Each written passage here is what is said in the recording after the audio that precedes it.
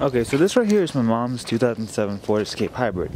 It's got about 245,000 miles on it, and recently it got a check engine light, as well as I've noticed a slight misfire from the engine. So I'm gonna run the code right now, which is something I haven't done yet. I'm fairly sure it's going to be a check engine light for the misfire, but I just want to make sure, because it did have a thermostat issue a while ago as well. So that one's plugged in. So it's like one, and look at the thermostat coolant temp below regulated temperature. Okay, so that's a thermostat code. I should have checked that earlier, but I didn't. So I guess I bought the coil packs and spark plugs for no reason, but it still has a misfire, so I'm going to replace them out anyway. I'm surprised the misfire didn't get caught on this. I'll replace the thermostat later. For now, I'll erase the code, double check to make sure the coolant is good, and go from there. So first step to pulling this thing out, or getting spark plugs on this thing, is to remove this cover. Now, this cover is not bolted in with anything. You just have to pry on it, and there's going to be 4 little clips, rubber grommets, here, here, here, and here. Let me show you right here. So yeah, these are going to be the rubber grommets, and these little pieces are going to go in and hold it in. It's overall very easy to get them out, doesn't require any tools, and it's a great time to watch this guy because... So next step is going to be to locate your ignition coils, which are going to be these guys right here, here, here, here, and here. Very easy to get to, luckily, on this car. And the one thing is you just have to move this high voltage cable out of the way, which is, you know, a little scary, but not too bad. You can usually get to all of them just by prying it up and releasing these little pins that hold it in on top.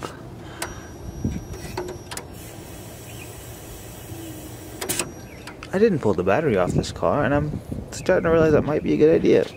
So step 1 is going to be disconnect the negative panel from the battery. Should be a 5/16 if it'll fit. There you go.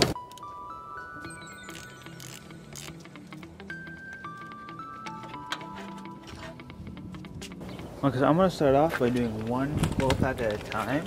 So you're going to take this guy off right here. It would be best if you had a deep well socket, but in this particular instance,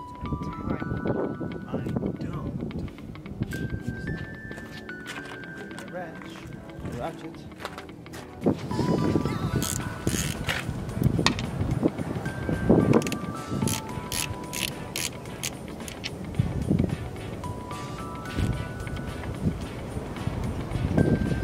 It's probably best to also pull this guy right here.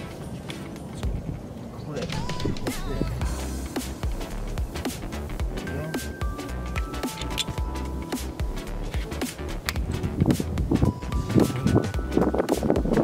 There's a little stud off. Now I can move this guy out. Oh, that's not good. Well, I should be worried about that. Not too sure what this is, but that is concerning to say the least. And no, it's concerning. I don't know what the fuck this is. So let's see if all the coil packs are like that.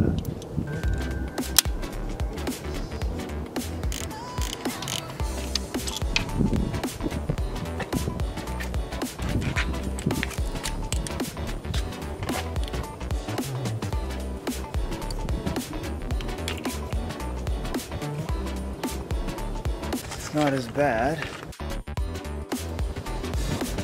Definitely not as bad, but still definitely not good.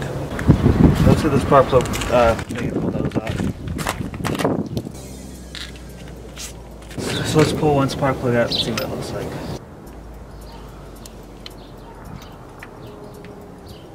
Why is the plug so hard to move? Okay, so here's the spark plug. This is kind of worrying, to be honest with you. Spark plug is out and kind of rusty. I didn't know that was a thing that happened to spark plugs. So, yeah, I'm not too sure how that happened. But I think it might be a good thing I'm replacing them. So the spark plugs I'm replacing them with are actually Japanese. I'm hoping these are the right ones. Let's see. Because originally, from what I know, this car did come with Japanese spark plugs because it is pretty much a Mazda. Just stick this guy in there, like that. And turn it by hand and go from there.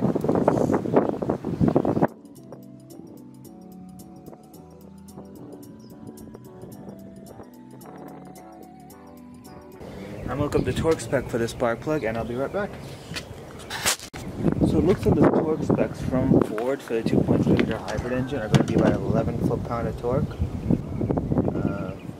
for the spark plugs. The torque spec for the spark plug is 11 foot-pounds. My torque wrench that's small enough to go in there doesn't go in foot-pounds, it goes in inch-pounds. So that's going to be about 132 inch-pounds, I'm hoping.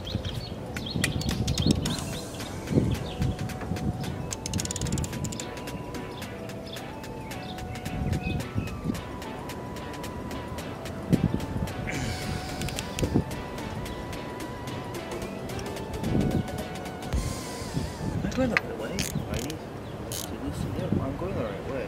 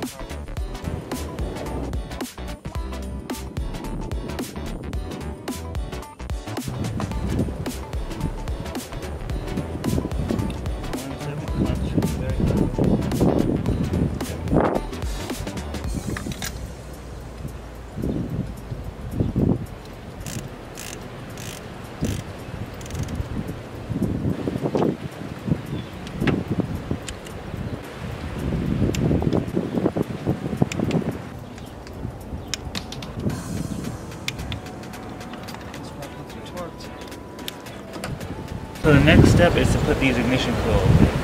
Before you put the ignition coils in, you want to grease up the little interior of the boot so they don't get stuck onto the end of the spark plug. So just like so. I like to pop it on there and twist it around and then force right in there. So, pop it on there. Last a bit.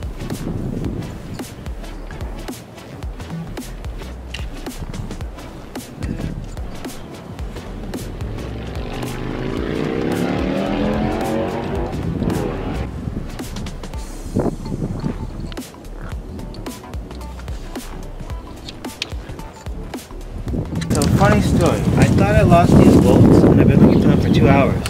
Turns out they were in my pockets.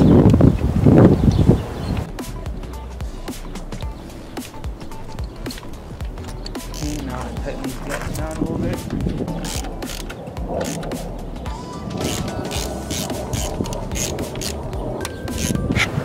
Okay, so all the bolts are tightening down. We went no more than like 11 foot-pounds. I went to the exact same spec as the actual spark plug bolts, just so I didn't over tighten anything. But this ignition coil still snapped, the little plastic retaining ring. So I wouldn't really buy these again, to be honest with you. But they're all in there securely. Nothing's gonna move. Last step is to hook up the battery and hopefully it runs.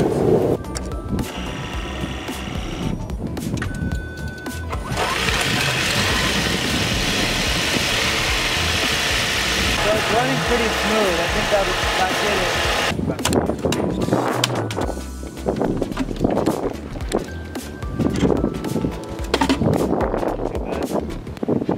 Might as well put it on here. So I want to do the air filter now too. This guy, there's 2 little clips right here. Just pop these open. Just put it right here. Just like so. Let's see what I got.